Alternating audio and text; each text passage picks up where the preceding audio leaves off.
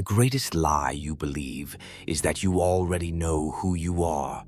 You repeat your name as if it were your truth. You cling to your job title, your culture, your past. You wear these labels like armor, convinced they define you. But here's the brutal truth. They don't. They are masks, fragile masks, stitched together by expectations, fear, and the voices of others. And the longer you wear them, the more you forget the face beneath. Carl Jung warned us. The self you protect every day, the self you present to the world, is often the farthest thing from your real self. It's not who you are, it's who you learned to be. Think about it.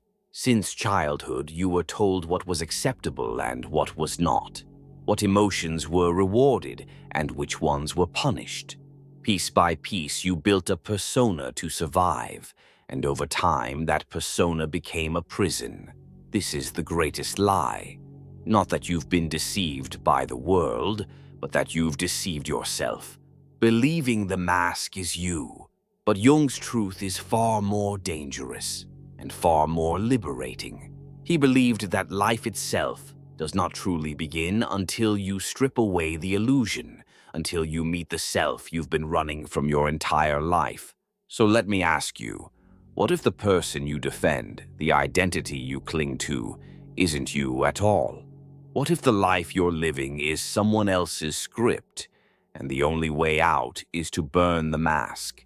When you were a child, you were raw, unfiltered. You laughed too loud, cried too easily, asked questions that made adults uncomfortable. And what happened? You were told to tone it down, to be realistic, to act properly. That was the first stitch in the mask. As you grew, the world added more layers. In school, you learned to play the role of the obedient student. At home, maybe the role of the dutiful son or daughter. Later, the hard-working employee, the polite friend, the acceptable member of society. Each role rewarded you with approval.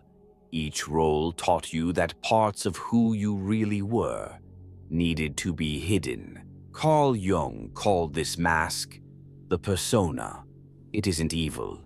In fact, it helps us survive in society. It lets us navigate conversations, careers, and relationships. But here's the danger. The longer you wear the mask, the more you confuse it for your real face.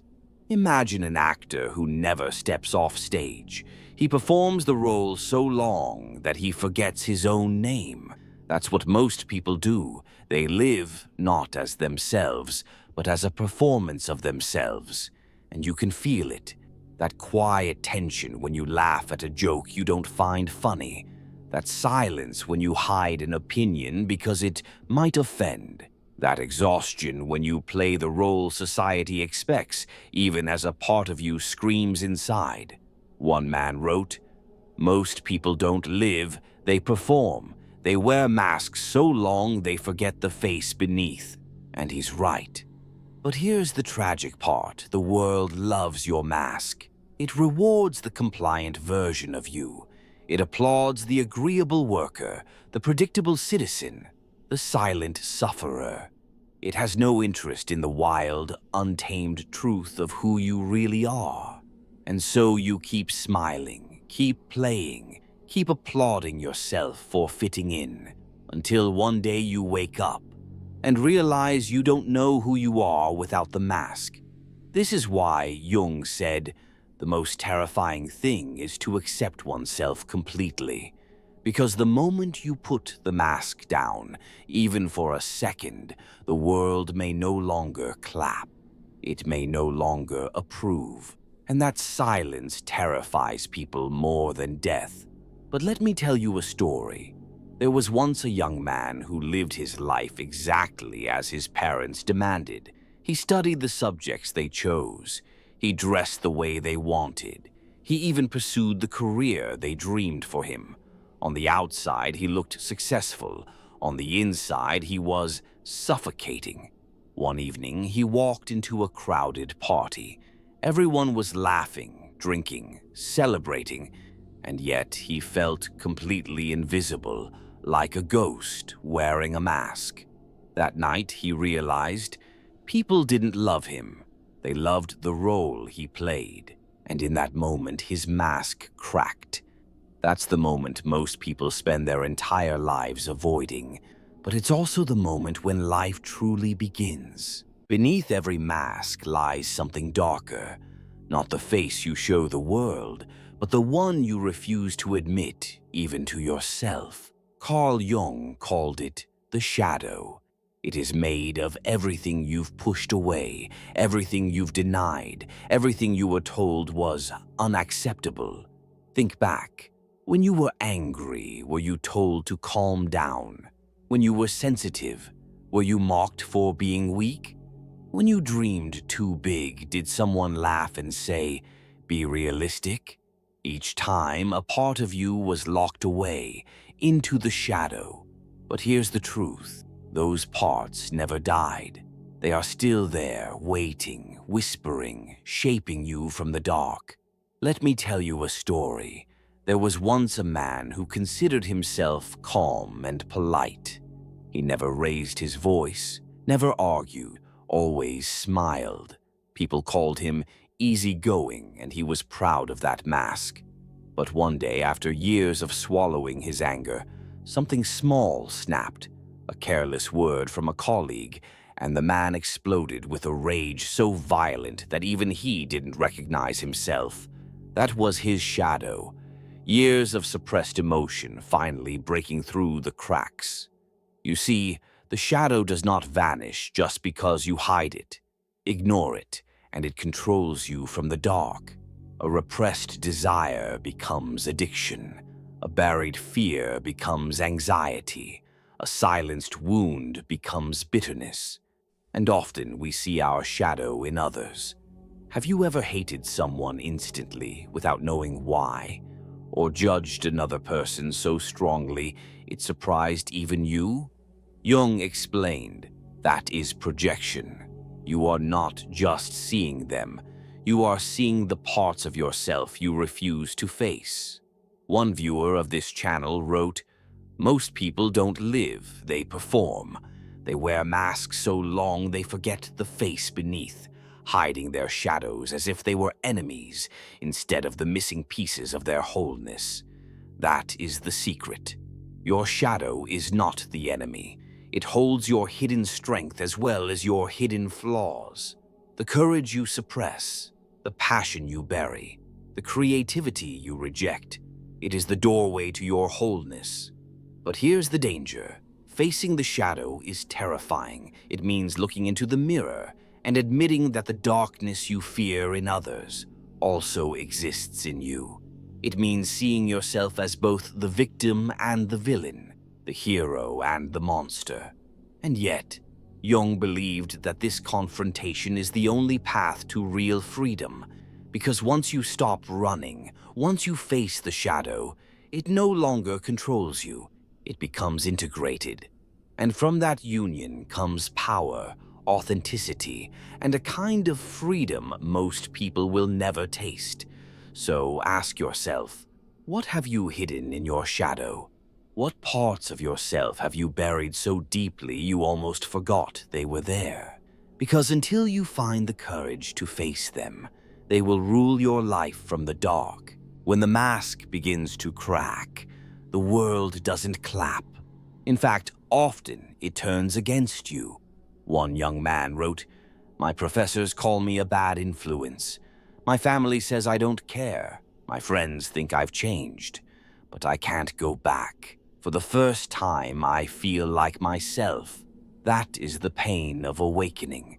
The moment you stop performing, the crowd gets restless. Society loves your mask.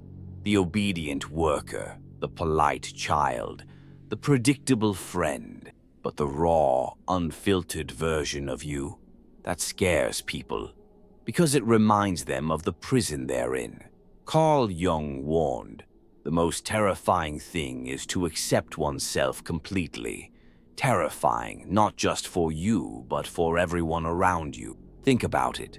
When someone you know suddenly changes, leaves a safe job, ends a toxic relationship, speaks their truth without apology, what do people say? He's reckless. She's selfish. They've lost their way. No, what really happened is they found the courage to step out of line, and nothing terrifies the herd more than a man who refuses to march. But this path comes with a cost. You will feel isolated. You will feel misunderstood. You may even feel at times completely alone. And yet, this loneliness is not emptiness. It is the silence that follows when the noise of other people's expectations finally fades. It is the first quiet breath of freedom. A man in his 50s wrote, "Yesterday I was a social butterfly. Today I live alone like a hermit, but I am content with my thoughts. I am not lonely. I am grateful for every memory, good and bad, because now I see that time and change are the only constants." That is wisdom. To understand that what feels like loss is actually transformation. The old life dies so the new one can be born. But most people cannot endure this pain. The silence terrifies them. The disapproval crushes them, so they crawl back to the mask, back to the role, back to the applause of the crowd. And in doing so, they abandon themselves once again. But for the few who endure, for those who hold steady in the storm of loneliness and rejection, something extraordinary begins to happen. They discover a strength that no applause could ever give, the strength of standing on their own. Time is the great sculptor of the self. It carves away illusions, breaks masks, and leaves you face to face with what endures. One man wrote, "Yesterday I was a social butterfly, full of energy, surrounded by people. Today I am 56, living like a hermit. I've lost those I loved most, and yet I am content with my thoughts, because I have learned the only constants are time and change." That is not resignation. That is wisdom. We believe identity is fixed, that who we are at 20 is who we must be at 40 or at 60. But life keeps proving us wrong. Friends disappear, roles change, the body weakens, the applause fades, and in every stage a new self emerges, whether we choose to face it or not. Carl Jung taught that the self is not a finished product. It is a process, a river that never stops flowing. The tragedy is that most people fight this flow. They cling to old identities, to labels, to masks that no longer fit, and in doing so, they drown. But those who accept change discover something profound. You are not who you were yesterday. You are not who you will be tomorrow. You are a becoming, a living transformation. The man who once lived for parties now finds peace in silence. The ambitious worker becomes the wise elder. The lonely child becomes the strong mentor. And in all these shifts, the question remains, are you changing consciously, or are you letting time change you blindly? Because here's the truth, time will strip you whether you like it or not. The only choice you have is whether you meet those changes as a mask or as yourself. Beneath the mask, beyond the shadow, Jung discovered something even deeper, ancient patterns that live inside all of us. He called them archetypes. They are not just ideas. They are forces, blueprints, characters written into the human soul.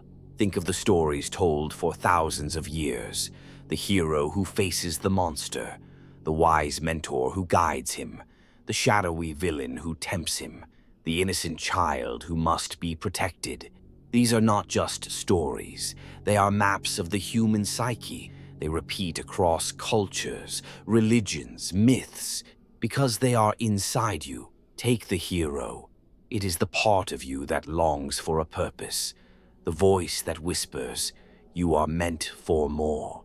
It drives you to overcome obstacles, to grow stronger, to become who you could be. But every hero has a shadow. The shadow is not just the villain in stories.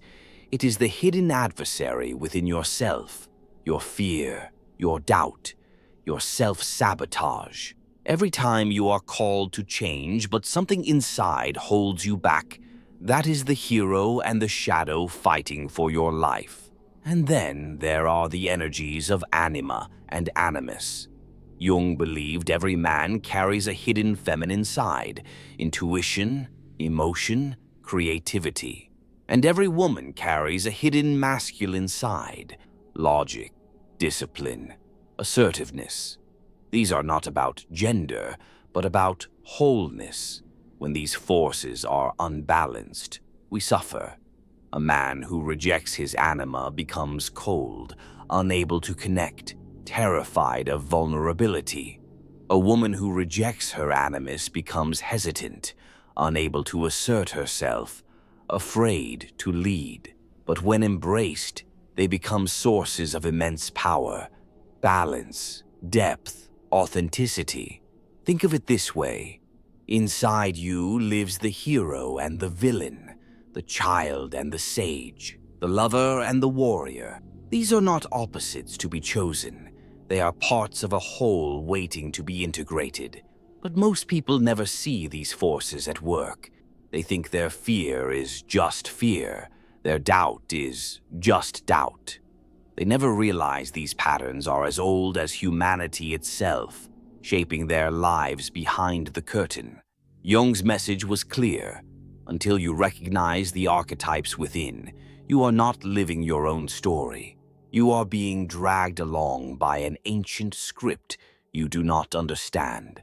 The hero's journey is not just mythology, it is the story of your life. The only question is whether you will face the shadow or run from it. All your life you've been told a story, that you are one person, one fixed identity moving through time. Your name, your past, your experiences, together they form a single, unchanging you. But Jung and many great philosophers before him called this the greatest illusion. The self is not fixed. It is not a statue carved in stone. It is a river, flowing, shifting, transforming. Think of who you were 10 years ago, the way you spoke, the people you loved, the dreams you chased. Does that person still exist? Or has he already died, replaced by someone new? Most people cling desperately to their idea of self. I am this. I am not that. I am my job. I am my reputation. I am my story. But this clinging is what traps us. The ego builds walls. It defines borders. It whispers, stay here, stay the same, stay safe. And yet, life keeps tearing those walls down. One viewer wrote, just when you think you've figured yourself out, there's always more to uncover. Self-discovery isn't a destination. It's an ongoing journey. That is Jung's truth. The self, the true self, is not the little ego that clings to labels. It is vast. It is collective. It carries within it the wisdom of generations, the depth of the unconscious, the potential of 1,000 lifetimes. This is both liberating and terrifying. Liberating because you are more than you ever imagined. Terrifying because everything you thought you were, every certainty you held, is only a mask on the surface of something infinite. So here is the real question. If you are not the name, not the role, not even the story you tell yourself, then who are you? If the mask hides you, and the shadow haunts you, and the self is not fixed, then what does it mean to truly live? For Jung, the answer was individuation, not perfection, not becoming someone new, but becoming whole. Individuation means facing the parts of yourself you've denied and weaving them back into your being. It is the courage to stand in front of the mirror and say, yes, this is my anger. Yes, this is my fear. Yes, this is my longing, my vulnerability, my darkness, and it is all me. Think of a man terrified of rejection. All his life, he bends to please others. He avoids conflict, swallows his opinions, sacrifices his truth just to keep the peace. On the surface, he seems kind, but inside he is enslaved by fear. One day, he dares to confront that fear. He traces it back to childhood, the moment he was laughed at, silenced, told he was unworthy. And in facing that wound, he discovers something hidden. His fear of rejection contained a gift: empathy, sensitivity, the ability to see the pain in others. What once ruled him now strengthens him. This is individuation, transforming the enemy into the ally, integrating the shadow, balancing the inner masculine and feminine, allowing all the voices within you to sit at the same table, not as rivals, but as parts of a whole. But don't mistake this path for comfort. Facing yourself is the hardest thing you will ever do. It means stepping into silence when the world screams for distraction. It means opening wounds you thought were long healed. It means losing people who only loved your mask. And yet, it is the only path that leads to freedom. One viewer wrote, "The moment you truly meet yourself is the moment life finally feels real." That is the gift of individuation, not becoming perfect, not becoming untouchable, but finally becoming real. The greatest lie you believe is that you already know who you are, that your name, your job, your past, your story is the whole truth. But Jung's warning is clear. What you defend every day is often just a mask. And beneath it lies the shadow you've ignored, the archetypes that shape you, the self that is not fixed but infinite. Most people never break free. They perform until their final breath, applauded for playing a role that was never theirs. They die strangers to themselves. But you don't have to. You can burn the mask. You can face the shadow. You can walk the lonely road of authenticity, endure the silence, embrace the pain, and emerge whole. This is Jung's truth. Life does not truly begin until you meet yourself, not the self society built, not the self you've clung to out of fear, but the self that has been waiting for you all along. So the question is no longer, who am I? The question is, do I have the courage to find out? Because the moment you stop acting and start living, the lie dies, and the truth of who you are finally begins.